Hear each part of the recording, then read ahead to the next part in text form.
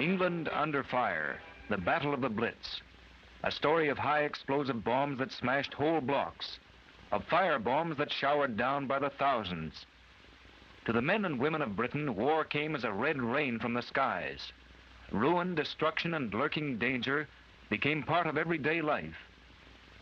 Here was a war in which the civilians stood in the front line. Among those who bore the heaviest brunt of the Blitz were the men of the National Fire Services, Britain's wartime organization of firefighters. Their casualties were heavy. They needed reinforcements, trained reinforcements, and the need was desperate. The British government turned to Canada. Could the Dominion raise a corps of civilian firefighters for service in Great Britain? Canada's answer was prompt.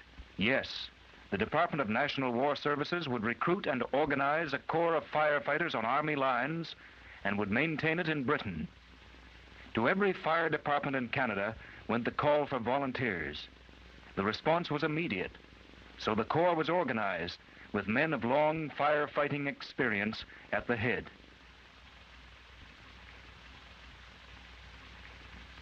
Headquarters were set up on the top floor of an Ottawa fire station. Recruits began their special courses. At the beginning, it may have seemed like kindergarten stuff to some of the men, for they were already trained from the ground up. But the courses were designed to bring them to new peaks of efficiency, to make them better firemen than they had been before. This was first-rate technical training along military lines. Routines of physical training and basic military drill molded the corps into a fighting unit.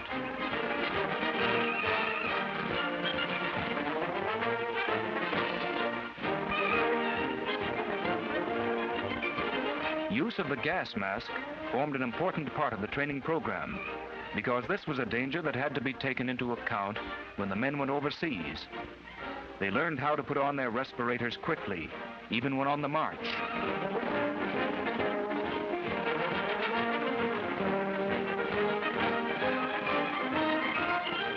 Familiar routines, such as raising the heavy extension ladder, were practiced again. Even firemen of long experience found that their time improved with constant drills.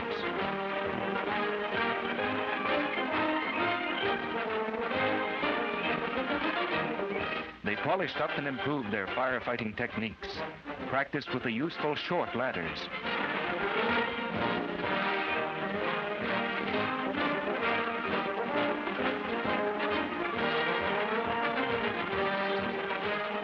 Over and over again, they went through the drill of working hose lines into buildings.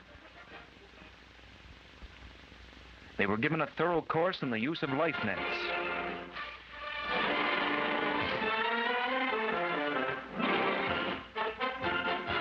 Quickly, the corps was whipped into shape, fighting fit and ready for battle. Soon they were overseas, the first firemen who ever answered a trans-ocean alarm. By Nelson's monument in the shade of Canada House in Trafalgar Square, they were given a royal welcome by the people of Britain.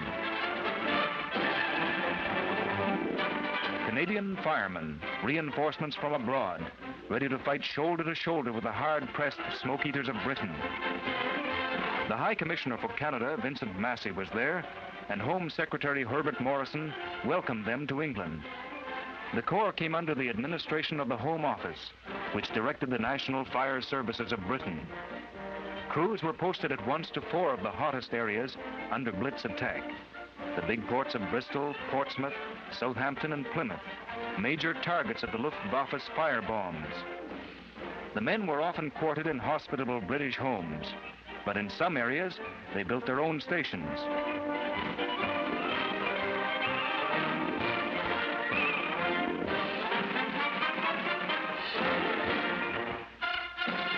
And their training went on, because now they had to master British firefighting equipment, some of it newly devised to cope with the special problems of the Blitz. These lessons had to be learned quickly. They learned how to handle the 24-pound hook ladder, with which a fireman can literally pull himself up by his own bootstraps from floor to floor of any building. Specially constructed mock-ups at the training stations were used for these practice drills. Even if a man had regarded himself as an expert fireman before he left Canada, he soon found his speed and timing improved.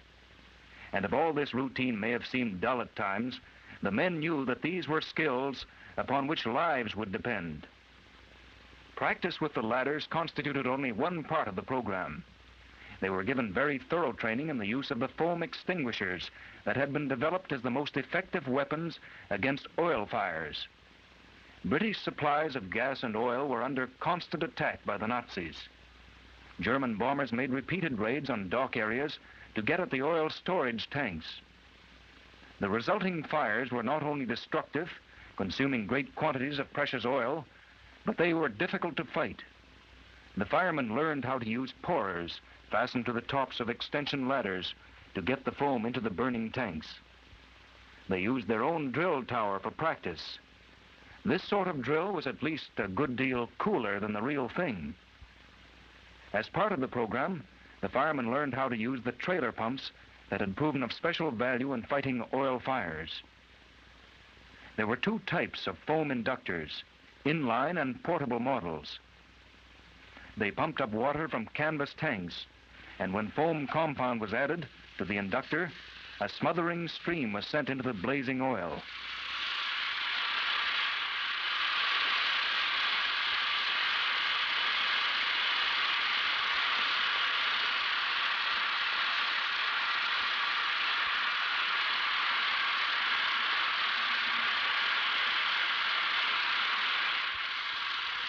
The men learned how to operate the handy valves that varied the foam and water mixture.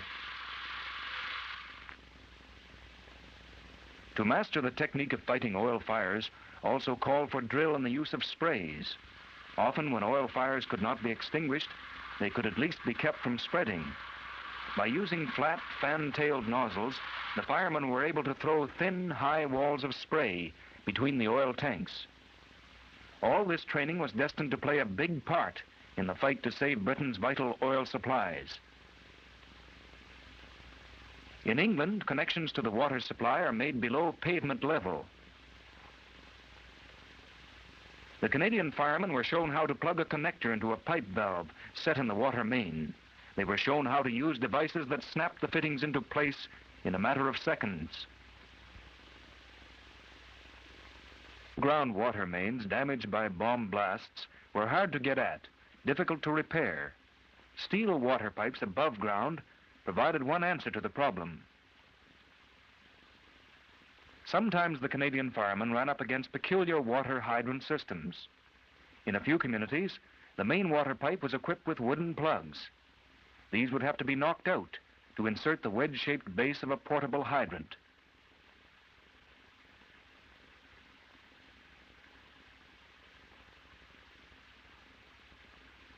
It was always a moist operation.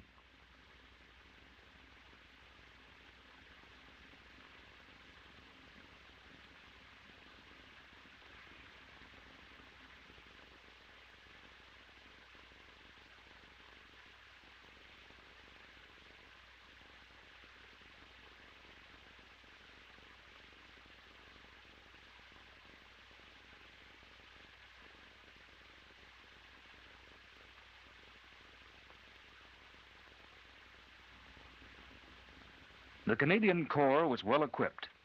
The men were particularly fond of their mobile kitchen.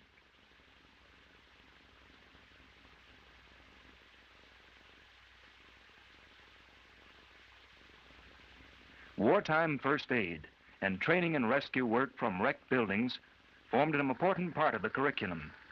All this training was essential before the men were ready for big-scale action.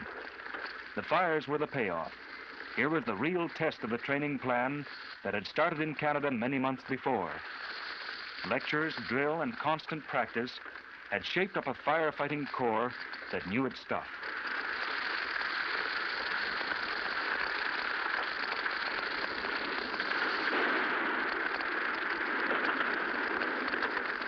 And when they went into action, they met the test not only as firefighters, but as men. Smoke, heat, danger, long hours of grueling work, these were the things that they had been trained to face and to take in their stride. Many times they fought until they were overcome by smoke or exhaustion.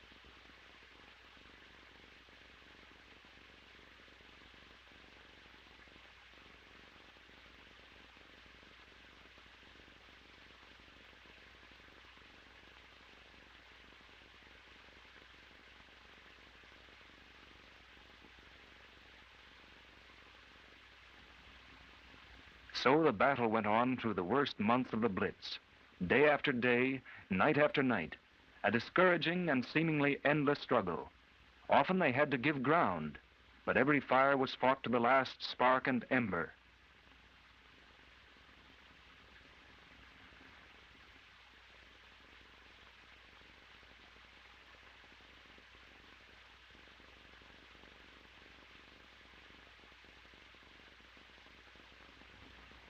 Daylight usually brought relief, and when the bombers had gone, the people would come up out of their shelters to gaze at their ruined shops and homes, to help clean up the rubble, and to carry on somehow.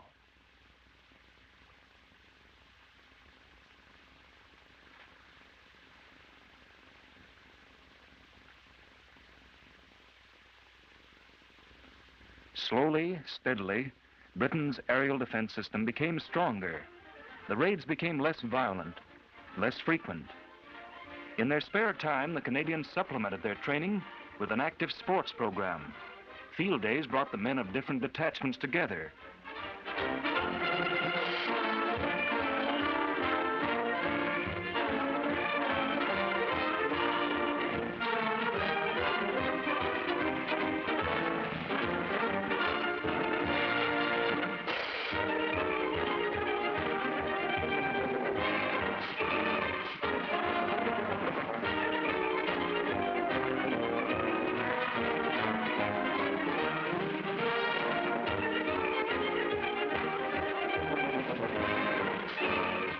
Some of the field day events might have seemed strange to outsiders, but they were games and competitions that grew out of the work and out of the training program.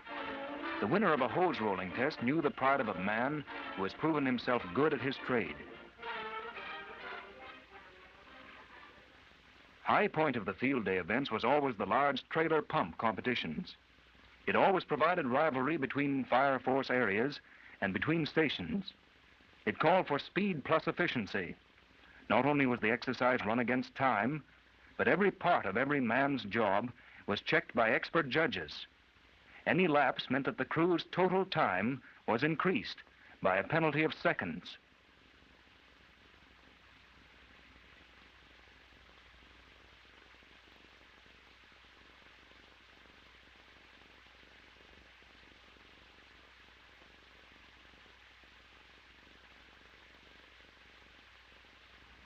Teams in the trailer pump competition had to run out 2 lines of hose of 2 lengths each, connect the pump to the water tank, knock down the 2 standing targets, pick up and return the hoses to the truck, and then drive to the finish line.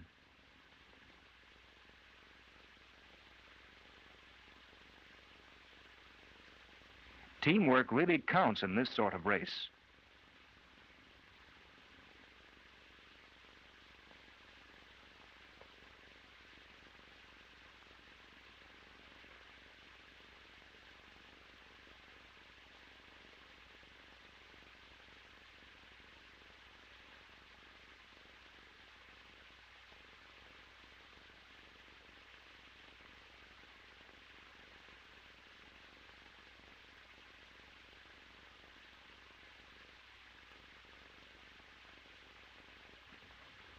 And the teams knew that they were competing for something more than a silver cup.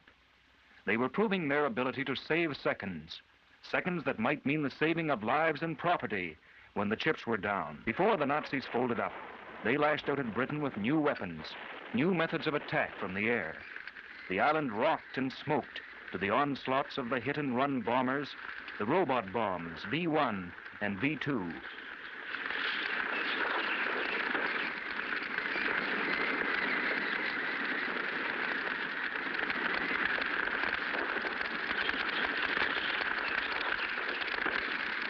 Trained in the hard, tough school of the earlier Blitz fighting, the men of the Canadian Corps of Civilian Firefighters met these new threats with grim confidence. They fought beside their British comrades with courage and determination. When entire city blocks were burning, it sometimes seemed to the civilians that the firemen were waging a hopeless battle. But each man's job fitted into a skillfully planned campaign. If big fires couldn't be put out, at least they could be kept from spreading. Wherever the flames were the hottest, wherever smoke was the thickest, the Canadians upheld Canada's best traditions, the traditions of the fighting forces. Canadian firemen had gone to war as fighters, as firemen, as men, men who have earned the respect and gratitude of Great Britain, men in whom all Canada takes pride.